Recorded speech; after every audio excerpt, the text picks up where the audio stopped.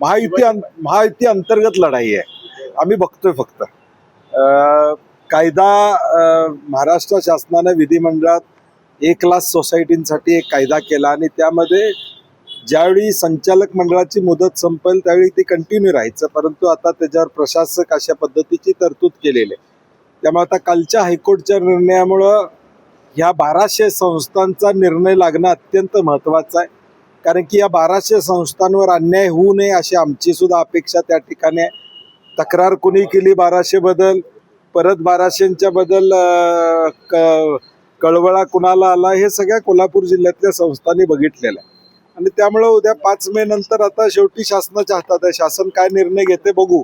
आणि एकदा 5 मे ची तारीख संपली की मी प्रेस कॉन्फरन्स घेऊन त्यावर माझी प्रतिक्रिया देईन. नाही, मला वाटते त्यांच्याकडे काही माहिती आहे, त्या माहितीच्या आधारावर ते त्या ठिकाणी त्या संदर्भातली भूमिका त्या ठिकाणी मांडतात.